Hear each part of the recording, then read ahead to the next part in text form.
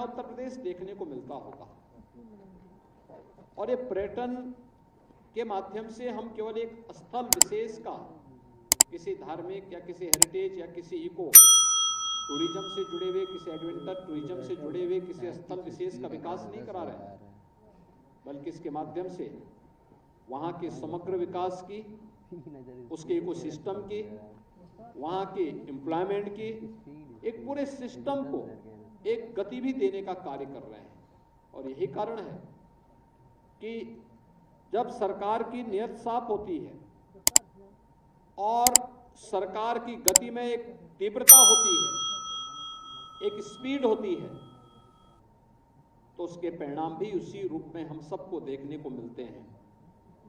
प्रदेश के अंदर सुरक्षा और कानून व्यवस्था की बेहतर स्थिति का परिणाम जहां उत्तर प्रदेश के परसेप्शन के लिए गया, वही सरकार की नियत और सरकार के द्वारा समयबद्ध तरीके से लिए गए फैसले आज डबल इंजन सरकार का लाभ प्रदेशवासियों को कैसे प्राप्त हो रहा है।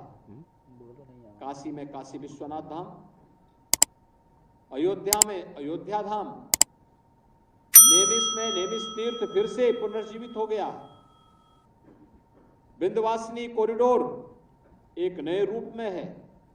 ब्रजभूमि फिर से दुनिया को अपनी ओर आकर्षित कर रही है। और हर एक क्षेत्र में, चाहे वह प्रयागराज का कुंभ हो, चित्रकूट हो, सुख तीर्थ हो, बौद्ध तीर्थ स्थल हो, यानी सूफी परंपरा हो, भक्ति परंपरा हो, शक्ति के केंद्र हो, हेरिटेज एडवेंचर से, इको टूरिज्म से जुड़े हुए स्थल हो, इन सभी को व्यवस्थित तरीके से आगे बढ़ाने का ही परिणाम है कि जिस प्रदेश में पहले कोई आना नहीं चाहता था, आज उस प्रदेश में, मुझे याद है जब हम लोग 2017 में आए थे तो हमारा लक्ष्य था कि जितनी प्रदेश की आबादी है, कम से कम इतने टूरिस्ट तो यूपी के अंदर आने चाहिए। और मुझे प्रसन्नता है कि जितने उत्तर प्रदेश की आबादी, आज उससे दोगुने टूरिस्ट उत्तर प्रदेश में आ रहे हैं। और आज मैं कह सकता हूं, आज हम अयोध्या जाते हैं, होटल बुक है, टैक्सी बुक है, मार्केट कई गुना बढ़ चुका है, रेस्टोरेंट में दिल रखने की जगह नहीं है, हर व्यक्ति खुश है। और न केवल अयोध्या का बल्कि लखनऊ के होटल भी फुल हैं, वाराणसी के फुल हैं, गोरखपुर के फुल हैं, प्रयागराज के फुल हैं। ये चीजें दिखती हैं कि कार्य हुआ तो उसके परिणाम भी हमारे सामने आए हैं। लोग आना चाहते हैं, दुनिया आना चाहती है, दुनिया देखना चाहती है। जिस यूपी के बारे में ये था कि भाई वहां जाएंगे उपद्रव हो जाएंगे, आज उपद्रव नहीं, उत्तर प्रदेश ने अपने आप को साबित किया है। उत्सव की भूमि है, उत्सव की भूमि। जिस उत्तर प्रदेश के बारे में कहा जाता था कि अराजकता है, अराजकता नहीं है, उस अराजकता को डबल इंजन सरकार ने आस्था में बदल दिया है। आस्था को आजीविका के साथ भी बदला है।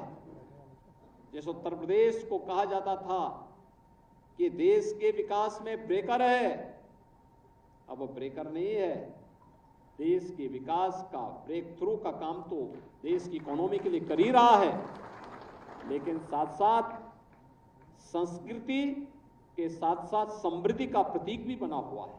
अब याद करिए, प्रधानमंत्री जी ने अभी ग्राउंड ब्रेकिंग सेरेमनी के अवसर पर इस बात को कहा कि देश के राज्यों को यूपी से सीखना चाहिए। यूपी जो कभी बीमारू राज्य था, 7 वर्ष पहले, आज जो बीमारू राज्य नहीं, रेवेन्यू सरप्लस स्टेट है। देश का सबसे ज्यादा निवेश अपने प्रदेश में करा रहा है, और इस निवेश में सर्विस सेक्टर की बड़ी भूमिका है। अच्छे होटल आए हैं, रेस्टोरेंट बन रहे हैं, अच्छे मॉल बन रहे हैं, सेवाएं तेजी से आगे बढ़ी हैं, हर एक सेक्टर में आगे बढ़ने का कार्य हुआ है। नए नए गाइड पैदा होकर के लोगों को पर्यटन के क्षेत्र में आगे बढ़ाने का कार्य कर रहे हैं। और आज मुझे भी अच्छा लगता है जब मैं गांव में जाता हूं, ग्रामीण क्षेत्र में जाता हूं या किसी कस्बे में जाता हूं,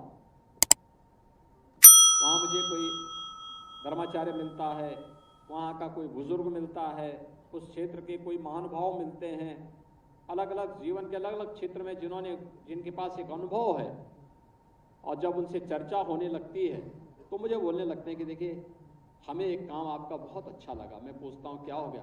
कहते हैं साहब हमारे यहाँ इतना प्राचीन ये स्थल था, इस स्थल को सुंदरीकरण का कार्य करा दिया आपकी सरकार ने। तब मैं कहता हूँ धन्यवाद देना है तो आभार व्यक्त करना है प्रधानमंत्री जी के प्रति करिए, और धन्यवाद देना है तो हमारे लोकल सांसद और विधायक को धन्यवाद दीजिए जिन्होंने इसका प्रस्ताव हम तक पहुंचाने का काम किया। आज उत्तर प्रदेश देश की अग्रणी अर्थव्यवस्था के रूप में आगे बढ़ता हुआ दिखाई दे रहा है। एक और हमने स्पिरिचुअल टूरिज्म को तो काफी प्रमोट किया। अब हम लोगों ने बुंदेलखंड के किलों पर कार्य करना प्रारंभ किया है, या प्रदेश की प्राचीन ऐसी इमारतों को, प्राचीन किलों को हम होटल के रूप में और अन्य पर्यटन की गतिविधियों के केंद्र बिंदु के रूप में कैसे विकसित कर सकते हैं, इस पर भी हमारा कार्य चल रहा है। और मैं चाहूंगा कि बहुत तेजी के साथ विभाग को इस कार्यक्रम को लेकर के आगे बढ़ जाना चाहिए। बिना संकोच के पॉलिसी लाइए, उस पॉलिसी पर प्रभावी ढंग से अमल करते हुए आगे बढ़ जाइए। मुझे लगता है देश और दुनिया यहाँ की तरफ देख रही है, आना चाहती है, उसको आकर्षित करने की तैयारी हमें करनी चाहिए। Tourist map, digital tourist map आप तैयार करिए, साथ ही साथ अलग अलग टीमें अलग अलग तरीके से कार्य करें। और हमारा प्रयास होना चाहिए हर एयरपोर्ट पर, हर रेलवे स्टेशन पर, हर बस स्टेशन पर एक टूरिस्ट डेस्क भी आपका तैयार होना चाहिए। आपका एक वहां पे टूरिस्ट फेलो वहां मौजूद होना चाहिए जो लोगों को इसके बारे में गाइड करे, बताएं, हर प्रकार की सेवा के बारे में वहां बताएं, वहां के टूरिस्ट के महत्वपूर्ण स्पॉट कौन से हैं, कहां कहां लोगों को जाना है, इनके बारे में बताएं, रहने की व्यवस्था क्या है, खाने की व्यवस्था क्या है, अलग अलग उसमें आपको इन सभी चीजों को आगे बढ़ाने की तैयारी करनी चाहिए। यूपी इतना लंबी रेखा यूपी खींच लेगा कि कोई दूर दूर तक दिखाई नहीं देने वाला है। उसकी तैयारी के लिए हमें आगे बढ़ने की आवश्यकता है और मजबूती के साथ आगे बढ़ने की आवश्यकता है।